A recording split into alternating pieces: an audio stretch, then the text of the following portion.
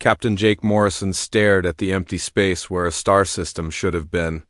His coffee had gone cold in his hands as he watched the debris field drift past the view screen of the UES Defiant. What remained of 3 planets and their moons now floated as broken rocks and twisted metal, glowing with deadly radiation. How long ago did this happen? Morrison asked his tactical officer. Lieutenant Lisa Chun checked her instruments again. The radiation signatures suggest maybe 6 months, Captain. Whatever did this was thorough. Morrison had seen war zones before. He had fought in the colony rebellions and witnessed orbital bombardments, but this was different. This was complete destruction on a scale that made no military sense. Why destroy an entire system when you could conquer it? Why waste resources when you could take them? "Sir, I'm picking up something strange," called out communications specialist Amy Foster from her station. "There's a transmission coming from the edge of the system? It's old, maybe from when this happened. Put it through." The bridge speakers crackled to life with static, then cleared to reveal voices speaking in universal trade language.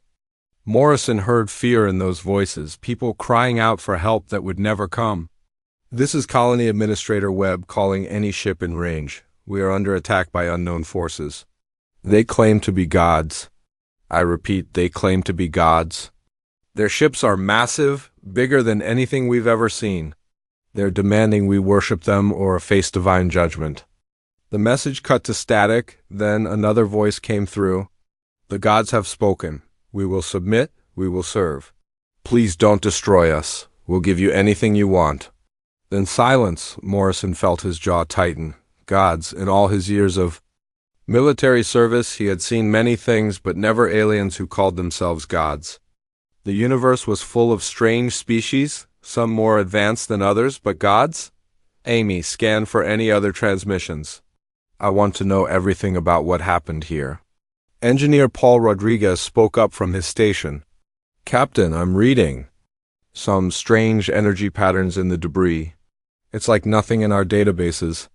The metal fragments show signs of exposure to weapons we don't recognize." Morrison nodded. "Collect samples. We need to understand what we're dealing with."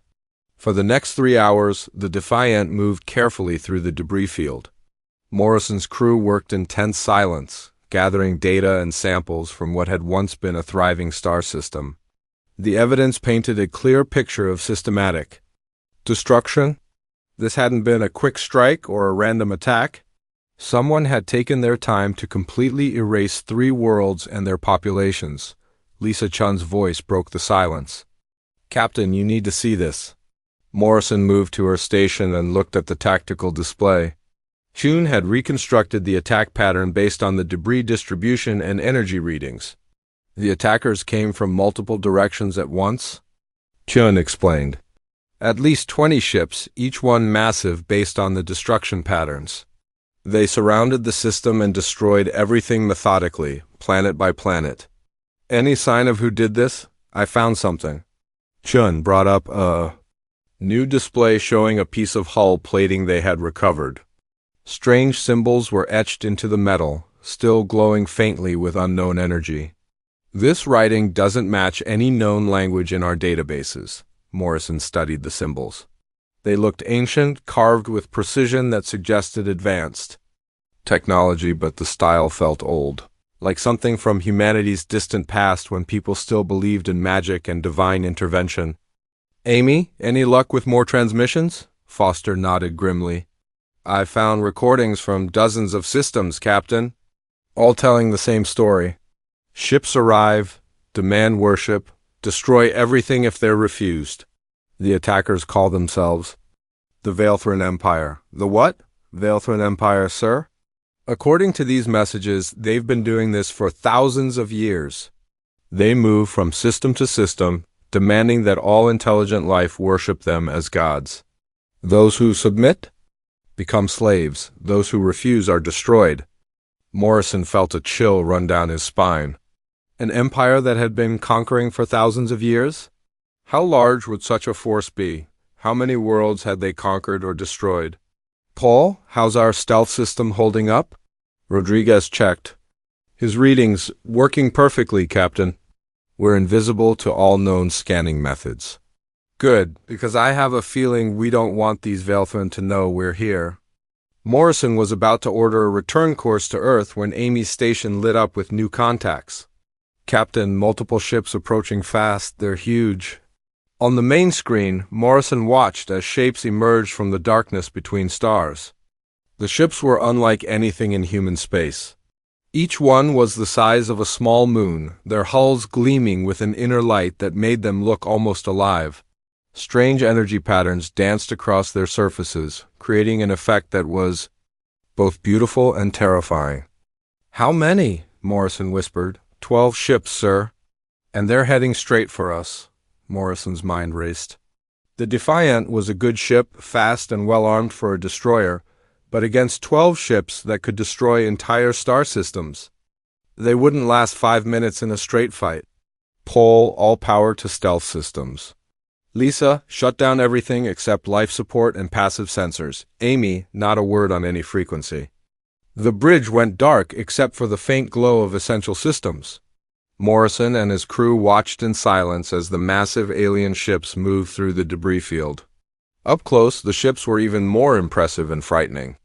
Each one pulsed, with energy that made the space around them shimmer like heat waves. "My God," Lisa whispered. "Look at the size of those things." Morrison could see why primitive civilizations might mistake these ships and their occupants for gods. The technology on display was far beyond anything humanity had achieved. The ships moved without visible engines. Their hulls seemed to bend light around them, and the energy readings his instruments detected were off the scale. One of the ships stopped directly above the largest debris field where the main planet had been. A beam of light shot down from its underside, and Morrison watched as the remaining chunks of rock and metal began to glow and dissolve into nothing. "They're cleaning up," Chun observed quietly, "removing evidence." As quickly as they had arrived, the alien ships began to leave, but not before one of them sent out a wide-range transmission that Amy's passive receivers picked up. "Divine judgment has been completed," a voice said in perfect universal trade language. "Let all who hear this know that the Velthran Empire shows mercy to those who submit and destruction to those who resist. We are your gods, and we are coming." Morrison felt his blood turn cold as he realized the implications. This wasn't just about one destroyed star system. This was about an empire of self-proclaimed gods that was expanding, conquering everything in its path. And based on the direction the ships had gone when they left, they were heading toward human space. After the alien fleet disappeared, Morrison finally allowed himself to breathe normally again. "Amy, did you record everything?" "Yes, sir." "Every transmission, every energy reading, every scan of their ships?" "Good, Paul. Plot a course for Earth, maximum speed. We need to get this information to Earth Defense Command immediately." As the Defiant turned toward home, Morrison stared at the empty space where a civilization had once lived. 3 planets full of people who had done nothing wrong except refuse to bow down to false gods. Now they were gone, erased from existence. As if they had never mattered at all. Morrison made a silent promise to the dead. When these Velthran arrived at human space expecting easy conquest, they would find something very different. Humanity had never been good at bowing down to anyone, whether they called themselves kings, emperors, or gods. The aliens had made one critical mistake. They had let one human ship witness their power and escape to tell the tale. That mistake might just cost them everything. The emergency meeting at Earth Defense Command started before Morrison had even finished his shower. Admiral Kate Sullivan sat at the head of the long table, her face grave as she watched the recordings from the destroyed star system. Around the table sat the most important people in human defense planning, all studying the evidence that Morrison and his crew had brought back. Morrison stood at attention while the final transmission played through the speakers. The alien voice, declaring divine judgment, sent chills through everyone in the room. When the recording ended, silence filled the conference room. "How certain are you about their heading?" Admiral Sullivan asked. "Very certain, ma'am," Morrison replied. "They're moving toward the outer colonies."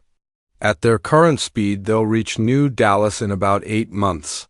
Dr. Marcus Webb, Earth's top expert on alien technology, leaned forward.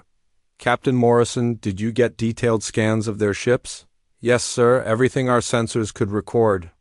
Webb had been studying the data for 3 days since Morrison's return. The scientist looked tired but excited, like someone who had discovered something important but terrible. Admiral, I need to show you what we've learned, Webb said. Activating the holographic display in the center of the table, the image of a Veilthrin ship appeared above the table, rotating slowly. Webb pointed to various parts of the vessel as he spoke. These ships are incredibly advanced, but they're not magical. The Veilthrin use focused energy beams for weapons, powered by what appears to be controlled singularities.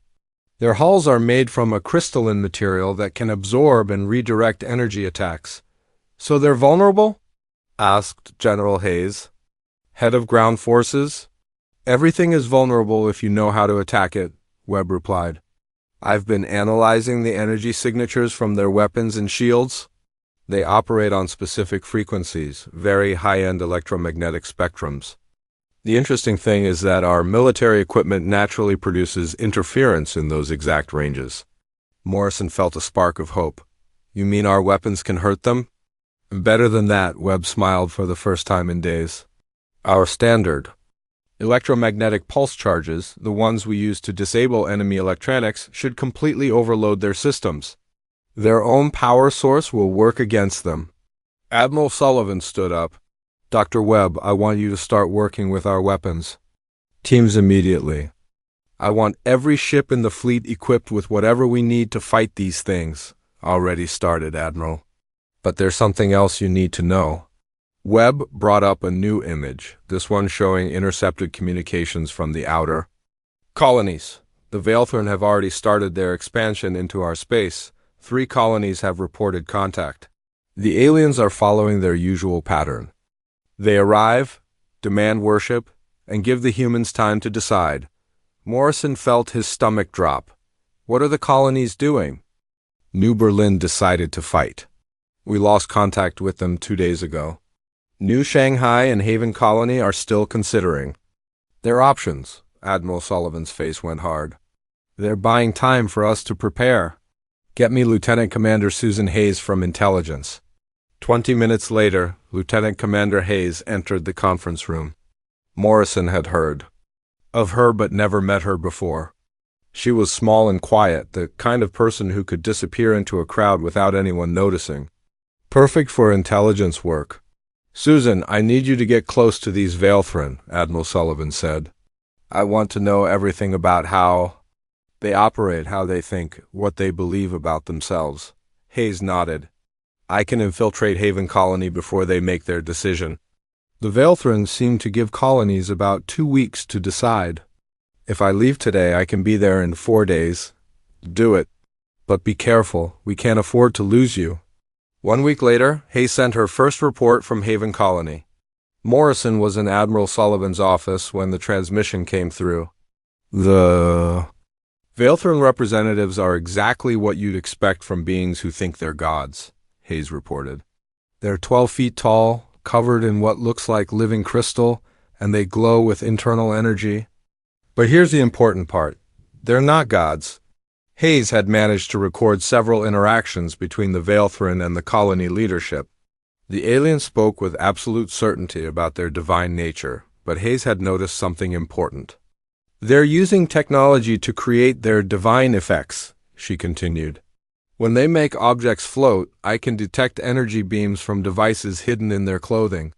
When they heal someone, they're using advanced medical scanners and nano repair systems. Everything they do has a technological explanation. Morrison looked at Admiral Sullivan. They're fakes. Worse than that, Sullivan replied. They believe their own lies. Listen to the rest. Hayes' voice continued from the speakers. I've been watching how they interact with each other when they think no humans are around. They've been doing this for so long that they actually think they are gods. They've forgotten they're using technology. They talk about divine will and sacred power like it's real. The recording included conversations Hayes had overheard between Valthran officers.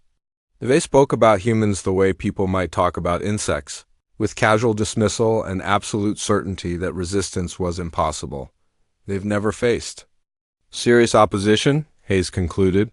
Every species they've encountered has either submitted immediately or been too primitive to fight back effectively. They have no experience with equals. Dr. Webb had been listening carefully. That explains why their tactics are so straightforward. They don't need strategy when overwhelming power has always been enough. Admiral Sullivan turned to Morrison. Captain, I'm giving you a new assignment. I want you to take the Defiant and gather intelligence on Valthran movements throughout our space. But stay hidden. We need to know exactly what we're facing. Over the next month, Morrison and his crew mapped Valthran expansion into human territory. The aliens moved slowly and deliberately, giving each colony time to decide between submission and destruction. They seemed to enjoy the fear they created, taking pleasure in watching humans struggle with an impossible choice. Morrison's reports painted a clear picture of Valthran military strength. The enemy had at least 200 ships of various sizes, all heavily armed and protected by their energy-absorbing hulls.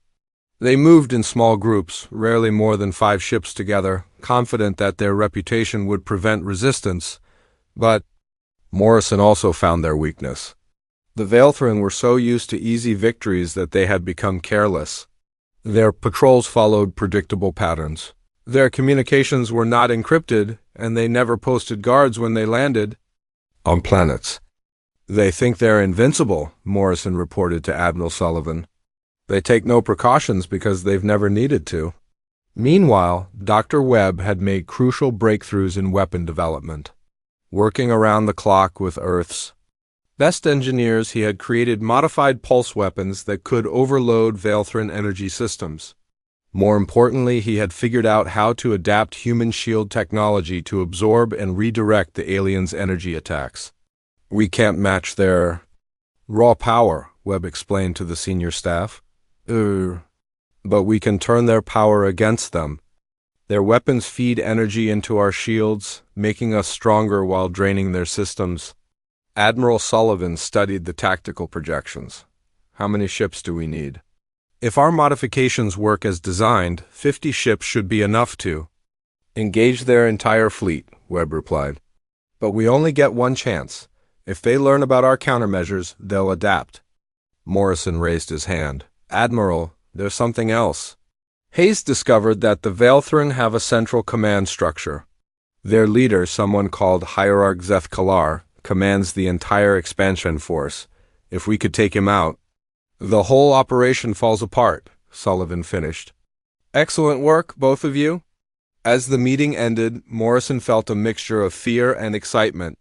Humanity was about to face the greatest threat in its history. But for the first time since discovering the destroyed star system, he believed they had a real chance to win. The false gods were coming to human space expecting easy conquest. Instead, they would find a species that had spent its entire history fighting for freedom and survival. The Valthran had made their first and greatest mistake. They had given humanity time to prepare. Morrison looked out at the fleet gathering around Earth's orbital shipyards. Soon, these self-proclaimed gods would learn what humans did to tyrants who demanded worship. The answer was simple. They destroyed them. 6 months after Morrison's first encounter with the Valthran, Earth's orbital shipyards worked around the clock. Every military vessel in human space had been recalled and modified with Dr. Webb's new technology. The electromagnetic pulse weapons looked like normal ship cannons, but inside they contained focusing crystals that could channel devastating energy bursts directly into Valthran power systems. Admiral Sullivan stood on the bridge of the UES Retribution, humanity's newest and most powerful warship. The massive dreadnought stretched over 2 kilometers from bow to stern, bristling with the new weapons and protected by revolutionary energy-absorbing shields. It had taken the combined resources of 3 shipyards to build it in record time. Commander. Ryan Davis walked onto the bridge, still getting used to his new command. At 35, he was young for a dreadnought captain, but his record in the Outer Rim conflicts had proven his tactical abilities. Admiral Sullivan had personally chosen him to lead the most important battle in human history. "Status report, Commander," Sullivan said. "All systems operational, Admiral. The fleet is ready for deployment." Davis looked out at the dozens of ships surrounding the Retribution. Destroyers, cruisers, and frigates all hung in formation, their hulls gleaming with fresh modifications. Morrison entered the bridge, now wearing the uniform of strategic advisor. His knowledge of Velthran tactics had made him invaluable to the planning team. "Latest intelligence reports, sir," Morrison said, handing Davis a datapad. "The Velthran fleet has finished absorbing the outer colonies. They're consolidating for a major push toward Earth." Sullivan studied the tactical display showing enemy positions. "How many ships are we facing?" "Our scouts count 52 vessels of various sizes. The largest ones are their motherships, each capable of destroying a planet. The smallest are still twice the size of our biggest cruisers." Davis felt the weight of responsibility settle on his shoulders. 52 ships that could level worlds, crewed by beings who thought they were gods. Against them, humanity could field 43 vessels, most of them smaller than a single Velthran destroyer. "The odds don't look good on paper," Morrison said, reading Davis's expression. "But remember, they don't know what we can do. They're expecting us to surrender the moment they arrive." Chief Engineer Lisa Park approached from her station. "Sir, all weapon modifications are complete and tested. The energy absorption shields are functioning perfectly. When their weapons hit us, we'll actually get stronger." "And our electromagnetic pulse cannons?" Davis asked. "Ready to overload every Velthran system within range," Park replied with a satisfied smile. "Dr. Webb's calculations show that one direct hit should disable even their largest mothership." Across the solar system, other preparations continued. Space stations had been evacuated and turned into automated weapons platforms. The asteroid belt had been seeded with mines designed to look like natural rocks. Earth's moon now bristled with hidden defense batteries. On Earth itself, Dr. Webb made final adjustments to the planetary defense grid. The massive energy cannons hidden across every continent represented humanity's last line of defense if the fleet failed. "The key is timing," Webb explained to his technical team. "We have to hit them before they realize what's happening. Once they know we can hurt them, they'll adapt their tactics." Lieutenant Commander Hayes had returned from her intelligence mission with crucial information about Velthran command structure. She briefed Admiral Sullivan and Commander Davis on the enemy leadership. "Hierarch Zethkalar commands their entire expansion fleet," Hayes reported. "He's over 3,000 years old and has never lost a battle. The other Velthran worship him almost as much as they expect humans to worship them." "What's his weakness?" Davis asked. "Pride," Hayes replied immediately. "He's so certain of victory that he always leads from the front. His personal ship will be the first to enter our solar system." Morrison looked at the tactical projections. "If we can take out Zethkalar early in the battle, the rest of their fleet might fall apart. These beings have followed him for millennia. Without their leader, they won't know how to react to serious resistance." Admiral Sullivan nodded. "Then our primary target is clear. Commander Davis, your mission is to destroy Hierarch Zethkalar and his flagship." 2 weeks later, long-range sensors detected the approaching Velthran fleet. Morrison watched from the Retribution's bridge as the alien ships emerged from hyperspace at the edge of the solar system. Even at maximum magnification, the enemy vessels looked more like moving stars than ships. 52 ships confirmed," reported Lieutenant Sarah Brooks from the weapons station. "The largest one is in the center of their formation. That has to be Zethkalar's flagship." The Velthran fleet moved slowly toward Earth, taking their time. They had no reason to hurry. Every species they had ever encountered had surrendered long before the fleet reached their homeworld. Chief Petty Officer Tony Valdez monitored the helm controls. "They're broadcasting on all frequencies, sir." "Put it through," Davis ordered. The bridge speakers filled with a voice that carried absolute authority and confidence. Hierarch Zethkalar spoke in perfect human languages, his words reaching every communication device in the solar system. Humans of Earth, I am Hierarch Zethkalar of the Valthrin Empire. We are your gods, and we have come to claim what is ours. You will submit to our divine will, or you will be destroyed like all who resist us. You have 1 hour to respond with your unconditional surrender. Davis looked around his bridge crew. Every face showed determination instead of fear. Months of preparation had led to this moment. Any response, sir? Valdez asked. Not yet, Davis replied. Let them get closer. The hour passed in tense silence. The Valthrin fleet continued its approach, now entering the outer solar system. Zethkalar's flagship led the formation, a massive ship that dwarfed everything else around it. They're scanning the inner system, Brooks reported. I think they're looking for our fleet. Morrison smiled grimly. They won't find us. Every ship is hidden behind planets or in asteroid shadows. We're invisible until we want to be seen. When the second hour ended with no human response, Hierarch Zethkalar's voice returned to the communication channels. This time he sounded annoyed. Humans, your silence shows either wisdom or foolishness. We will assume wisdom and accept your surrender. Prepare to receive our representatives. Any act of aggression will result in the immediate destruction of your world. Commander. Davis stepped forward to the communication station. Open a channel to the Valthrin flagship. Channel open, sir. Davis took a deep breath. In the next few minutes, he would either start humanity's greatest victory or its final defeat.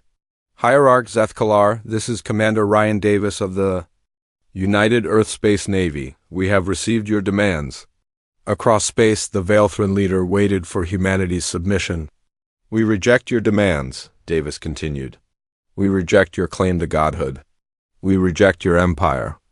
Earth and humanity will never kneel to anyone, especially not to false gods who hide behind technology and call it divine power. The communication channel crackled with what sounded like shocked silence. Then Zethkalar's voice returned, filled with rage. Impossible. No species has ever dared to refuse us. You will regret this decision, humans.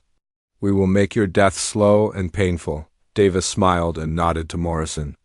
Actually, Hierarch, I think you'll find that we're full of surprises. He cut the communication and turned to his weapons officer. Lieutenant Brooks, target the Hierarch's flagship. All ships, this is Retribution. Operation Prometheus is now active. Show these false gods what humans do to tyrants. The Retribution decloaked directly in front of the Valthrin fleet, its weapons already charging. Across the solar system, 42 other human warships emerged from hiding, surrounding the surprised aliens. For the first time in 3,000 years, someone had challenged the gods. The real battle was about to begin. The first shot of the war came from the UES Retribution. Commander Davis watched as the electromagnetic pulse cannon fired a brilliant blue beam directly at Hierarch Zethkalar's flagship. The massive Valthrin ship, over 3 kilometers of gleaming crystalline energy, took the hit on its forward shields. For a moment, nothing seemed to happen. Then the impossible occurred. The Valthrin shields flickered and died. Secondary explosions rippled across the flagship's hull as its own power systems overloaded. The ship that had led the conquest of 1,000 worlds suddenly went dark, drifting helplessly in space. Lieutenant Sarah Brooks stared at her instruments in amazement. Direct hit, sir. Their entire power grid is down. Across the Valthrin fleet, shocked voices filled the communication channels. For 3,000 years, no weapon had penetrated their shields. No enemy had ever damaged their ships. The sight of their supreme leader's flagship floating dead in space shattered their sense of invincibility. All ships open fire, Davis commanded. 43 human warships unleashed everything they had. The space around Earth lit up with weapons. Fire as electromagnetic pulse beams struck Valthrin vessels throughout their formation. Each hit caused the same result: shield failure, power loss, and helpless drifting. Morrison watched from the tactical station as enemy ships began to explode. It's working. Dr. Webb's calculations were perfect. Their own power systems are destroying them from the inside. But the Veilthrin were not defenseless. The ships that avoided the first attack began to return fire with their energy weapons. Massive beams of concentrated power struck human vessels, and Davis held his breath waiting to see if their new shields would work. The UES Horizon took a direct hit from a Veilthrin destroyer. Captain Jennifer Cole's voice came over the communication system, filled with excitement rather than fear. Retribution, this is Horizon. Their weapons are feeding power directly into our shields. We're actually getting stronger. Chief Engineer Lisa Park confirmed the readings from her station. All ships are reporting the same thing, sir. Every time they shoot us, we absorb their energy and redirect it back at them. Davis allowed himself a moment of satisfaction. Humanity had turned the tables completely. The Veilthrin weapons that had destroyed planets were now charging human shields and powering human systems. Hierarch, Zethkalar's flagship, suddenly flared back to life. Emergency power had restored basic systems, and the ancient leader's voice boomed across all frequencies. Impossible! No primitive species possesses such technology. This is trickery, not warfare. Tell that to your dead ships, Davis replied. Watching as another Veilthrin mothership exploded under concentrated human fire, the battle spread across the inner solar system as the Veilthrin fleet tried to regroup.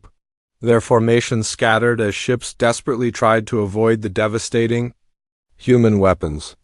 But everywhere they turned, more human vessels appeared from hiding. Captain Danny Wright of the UES Vanguard led a squadron of destroyers in a flanking attack against the Veilthrin right wing. His ships moved fast and struck hard, disabling 3 enemy cruisers before they could react. This is Vanguard to all ships, Wright reported. The enemy is breaking formation. They don't know how to fight when they're not winning. Morrison had been studying enemy movements and noticed something important. Commander, look at their tactical patterns. They're not adapting to our attacks. They keep using the same strategies that worked against helpless opponents. Davis saw what Morrison meant. The Veilthrin ships moved in predictable lines, fired at maximum range, and expected their superior firepower to win through brute force. They had no experience with enemies who could match their technology or outthink their tactics. All ships, execute Maneuver 7, Davis ordered. The human fleet split into 3 groups and attacked the Veilthrin formation from multiple directions. The aliens tried to respond, but their ships were too large and slow to match human maneuverability. Human destroyers and frigates darted between the massive enemy vessels like fighters around bombers. Chief Petty Officer Tony Valdez brought the Retribution alongside a Veilthrin mothership. At close range, the enemy vessel looked even more impressive, its crystalline hull pulsing with internal energy, but Davis felt no fear, only determination. Full spread, all weapons, Davis commanded. The Retribution's entire weapons array fired at once. Electromagnetic pulse beams, kinetic rounds, and missile salvos struck the mothership from point-blank range. The massive ship's shields collapsed instantly, and its hull began to crack like breaking glass. She's breaking apart, Brooks reported. With wonder in her voice, the Veilthrin mothership split in half, its internal explosions lighting up space around it. Debris and escape pods scattered in all directions as one of the Empire's most powerful vessels died. Hierarch Zethkalar watched his fleet being destroyed and felt something he had not experienced in millennia, fear. Half his ships were gone, and the humans showed no signs of slowing down. Worse, they seemed to be enjoying the fight. All ships retreat to minimum safe distance, Zethkalar ordered. We must regroup and analyze their technology. But the human fleet had no intention of letting the Veilthrin escape. Admiral Sullivan's voice came over the command frequency from her flagship. All ships, pursue and destroy. Do not let them regroup. Captain. Jennifer Cole of the Horizon led the pursuit, her ship now glowing with absorbed energy from multiple Veilthrin hits.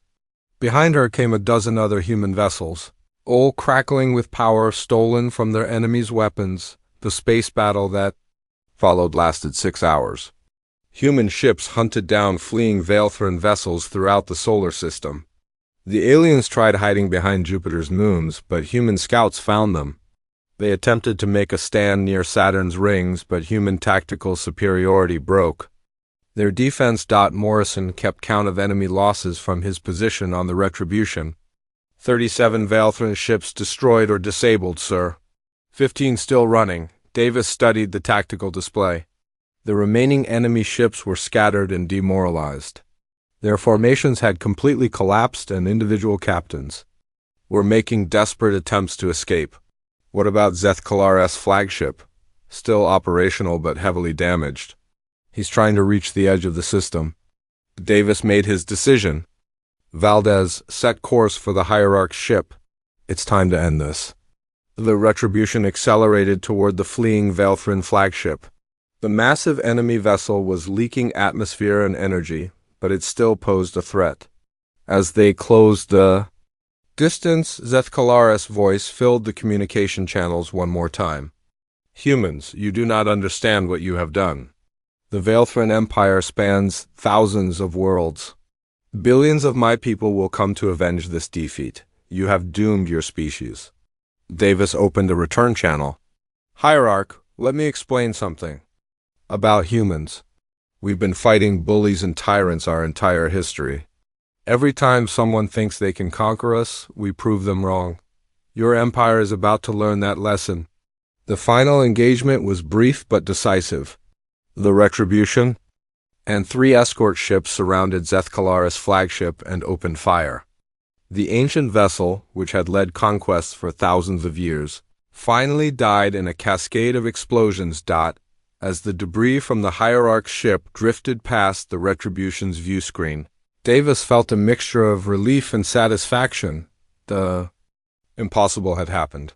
Humanity had defeated beings who called themselves gods. All ships report status, Admiral Sullivan ordered from across the system. One by one, human captains checked in. The fleet had taken damage, but not a single ship had been lost. Meanwhile, the Valthran fleet had been completely destroyed. Lieutenant Brooks looked up from her station with a smile. Sir, we're receiving surrender signals from the surviving enemy vessels. They're asking for mercy. Davis thought about the destroyed star system where this had all started. He thought about the colonies that had been given impossible choices. He thought about billions of beings across the galaxy who lived in slavery. Under Valthran rule, tell them we accept their surrender, Davis said. And then we're going to have a very long conversation about freedom. The Battle of Earth was over. The gods had fallen. And across the galaxy, every species under Valthran rule would soon learn that their prayers for liberation had finally been answered. 3 months after the Battle of Earth, Commander Ryan Davis stood on the bridge of the UES Retribution as it approached the Divine Throne, the massive space station that served as the capital of the Valthran Empire. The station was larger than Earth's moon, built from the same crystalline material as their ships, and home to over 50 million Valthran citizens. Morrison joined Davis at the view screen, studying the enemy stronghold. Intelligence reports say this is where Emperor Vegstalen rules the entire empire. If we can take this station, we can free every enslaved species in Valthran space. Behind them, the largest fleet in human history waited for orders. 200 ships from Earth, joined by vessels from dozens of recently liberated worlds. The news of humanity's victory had spread across the galaxy faster than the Valthran could suppress it, sparking rebellions on every conquered planet. Dr. Marcus Webb had spent the 3 months since Earth's victory analyzing captured Valthran technology. His discoveries had revolutionized human science and confirmed what many suspected: the aliens were not gods, just an ancient species that had forgotten the difference between technology and magic. The station's defenses are impressive, Webb reported to Davis over the communication system. But they're using the same energy-based weapons we already know how to counter. Our electromagnetic pulse weapons should work even better against a fixed target. Lieutenant Sarah Brooks monitored the weapon systems from her station. The past months had seen major upgrades to human firepower. Every ship now carried improved versions of the weapons that had defeated Zethkalar's fleet. All weapons charged. And ready, sir, Brooks reported. The new pulse cannons have 3 times the power of our original designs. Chief Petty Officer Tony Valdez guided the Retribution toward the massive station. Around them, human and allied ships moved into attack formation. The freed species had been eager to join the fight against their former masters. Ships from 40 different worlds flew alongside human vessels, united in their desire for revenge. As they approached the Divine Throne, a transmission came from the station. Emperor Vigstalen's voice filled the bridge, speaking in the same arrogant tone that had characterized Veilthrin communications for millennia. Unknown fleet, you approach the Divine Throne without permission. Identify yourselves and prepare to receive divine judgment. Davis opened a response channel. Emperor Vigstalen, this is Commander Ryan Davis of the United Earthspace Navy. We're here to discuss the immediate surrender of your empire and the freedom of all enslaved species. The silence that followed lasted nearly a minute. When Vigstalen spoke again, his voice carried shock and disbelief. Impossible. Humans are a primitive species scheduled for conquest next year. You could not have defeated our expansion fleet. Your hierarch Zethkalar thought the same thing, Morrison said. Into the communication system, right up until we destroyed his flagship and scattered his fleet across Earth's solar system. Emperor Vigstalen's response came as weapons fire. The Divine Throne's massive defense batteries opened up on the approaching fleet, sending beams of concentrated energy toward the human ships. Davis watched as the first enemy shots struck his vessels. Just as at Earth, the Veilthrin weapons fed energy directly into human shields, making them stronger instead of weaker. All ships return fire, Davis commanded. The space around the Divine Throne erupted in weapons fire as 200 ships unleashed their electromagnetic pulse weapons. The station's shields, designed to absorb energy attacks, immediately overloaded and failed. Secondary explosions rippled across the massive structure as its own power grid turned against it. Chief Engineer Lisa Park monitored the battle from her station. Their main power core is destabilizing, sir. The entire station is losing structural integrity? But Emperor Vigstalen was not ready to surrender. Defense platforms hidden throughout the system began firing on the human fleet. Veilthrin reinforcements arrived from nearby star systems, bringing fresh ships to defend their capital. The battle that followed dwarfed even the fight at Earth. Over 500 ships clashed in the space around the Divine Throne, with the massive station serving as both fortress and target. Human tactical superiority again proved decisive as their smaller, faster ships outmaneuvered the heavy Veilthrin vessels. Captain Jennifer Cole of the Horizon led a strike force directly into the station's docking bays. Her mission was to capture Emperor Vigstalen alive and broadcast his surrender to the entire galaxy. This is Cole to all ships, she reported as her Marines fought their way through the station corridors. The Veilthrin civilians are terrified. They actually believe they were gods. Most of them are surrendering without a fight. Morrison monitored the progress of Cole's mission from the Retribution. She's 3 levels away from the Imperial throne room. Resistance is light, the Veilthrin military is too busy fighting our fleet to defend their emperor. Davis nodded, but his attention was focused on the larger battle. Veilthrin reinforcements kept arriving, and the fight was becoming a test of endurance rather than tactics. Brooks, target their command ship, the big one trying to coordinate their defense. The Retribution's main guns fired in unison, sending concentrated electromagnetic pulses into the Veilthrin command vessel. The enemy ship's lights went out as its power systems failed, leaving it drifting helplessly. Meanwhile, Captain Cole had reached the Imperial throne room. Morrison listened to her reports with growing amazement. The throne room is enormous. Cole transmitted. Emperor Vigstalen is sitting on a crystal throne that's 3 stories tall. He's wearing some kind of crown that's generating energy fields around him. Remember, Morrison replied, everything they do is technology, not magic. Stay focused on the mission. Cole's next transmission included sounds of conflict. Her Marines had engaged the Emperor's personal guards, ancient Veilthrin warriors who still believed they were protecting a god, 5 minutes later, Cole's voice returned. Mission accomplished. Emperor Vegsthalin is in custody. You should see him, Morrison. He's just a very old alien with fancy technology. Take away his gadgets and he's no more divine than any of us. Davis opened a fleet-wide communication channel. All ships, this is Retribution. The Veilthrin Emperor has been captured. Broadcast his surrender on all frequencies. The message that followed changed galactic history. Emperor Vegsthalin, stripped of his technological enhancements and speaking under human guard, formally surrendered the Veilthrin Empire and renounced all claims to divinity. People of the galaxy, the Emperor said in a tired voice, I am Vegsthalin. Former ruler of the Veilthrin Empire, I am not a god. My people are not gods. We are simply another species that allowed power to corrupt us. The Empire is dissolved. All enslaved worlds are hereby free. The response was immediate. Across the galaxy, enslaved species rose up against their Veilthrin masters. Planets that had been subjugated for centuries declared independence.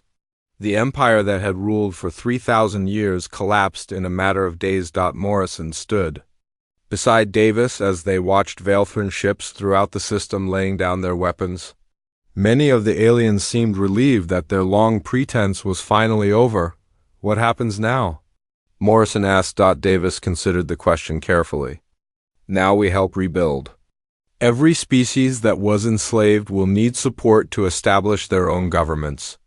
The Veilthrin who are willing to live as equals instead of gods can stay and help repair the damage they caused. Dr. Webb's voice came over the communication system from his research ship. Commander, you need to hear this. I've been analyzing the Emperor's personal records. The Veilthrin have been fighting this war for so long they forgot why they started. They became gods because they were afraid of dying, and they conquered others because they were afraid of being conquered themselves. Morrison shook his head. Fear, all of this suffering because they were afraid. 6 months later, Morrison stood in the same conference room where Admiral Sullivan had first planned humanity's defense. But now the room hosted representatives from dozens of formerly enslaved species, all working together to establish a new galactic government based on freedom and equality. Admiral Sullivan addressed the assembly. The Galactic Liberation Council will ensure that no species ever again claims dominion over others. We've learned that gods don't exist in space, only people trying to live free. Morrison looked out at the diverse group of beings working together. Humans sat beside spider-like creatures from the Andromeda sector. Crystalline beings from the Outer Rim collaborated with energy-based life forms from distant galaxies. All of them had been slaves, and now all of them were free. The false gods had fallen, and in their place rose something better, a galaxy where every species could determine its own destiny. The empire built on fear and worship had been replaced by an alliance built on cooperation and respect. Humanity had proven that no being, no matter how ancient or powerful, had the right to rule over others. The age of gods was over. The age of freedom had begun.